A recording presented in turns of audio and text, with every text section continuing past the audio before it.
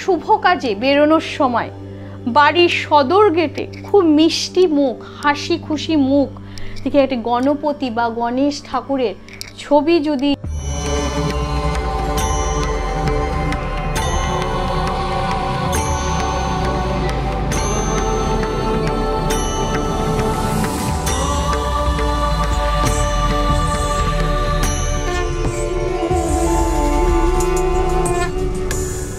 নমস্কার, আমি চন্ডিমাদি বলছি।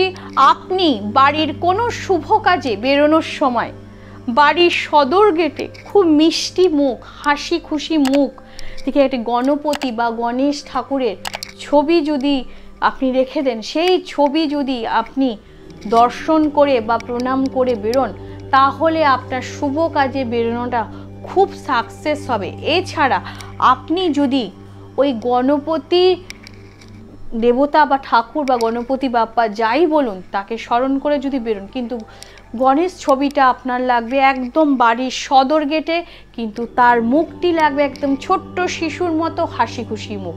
এরম ছবি যদি আপনার বাড়ির সদর গেটে থাকান, বাড়ির নেগেটিভ এনার্জিও দূর হবে, সবসময় বাড়িতে পজিটিভ ইয়ে থাকবে এবং আপনার বাড়ির যে আয় উন্নতির দিকটা সেটা চরম আকারে বেড়ে যাবে। নমস্কার, ভালো থাকবেন, সুস্থ থাকবেন।